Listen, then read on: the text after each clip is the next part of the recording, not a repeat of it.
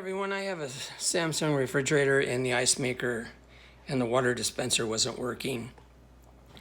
And I figured it probably was be the water valve. So the first thing you want to check or identify is, where is your water valve? Is it in the center of the refrigerator? If it is, then your water valve is where your filter assembly is. If it's down at the bottom, down there, then your water valve's down there. So before you start taking off all your hoses and everything, as some of these instruction videos online say to do, I just took mine assembly apart right inside the refrigerator. It's pretty simple to take this thing apart. There's two screws in the back. You can see the two holes. You take those off. You pry these tabs off. They're right there. There's another one right there. Pry them off. Be careful.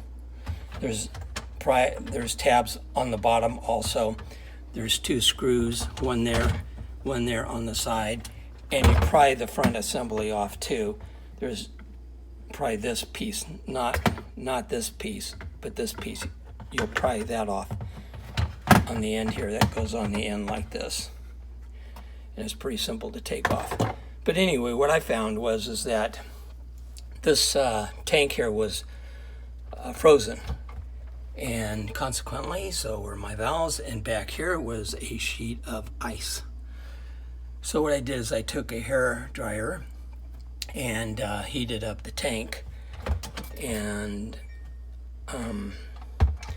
heated up, the pipes, tubes, the valves, and then before I reassembled it to make sure that's what it is, which I was sure it was, I left the assembly in place like this, and then shut the doors. Came in and voila, water. So anyway, you might want to check this before, see if this is frozen before you replace this whole thing here. And this is a simple way to check it. And now if this isn't frozen, then it's probably the valve, and you're going to have to remove the tubes and everything. But anyway, I hope this helps somebody. Thanks for watching. Bye.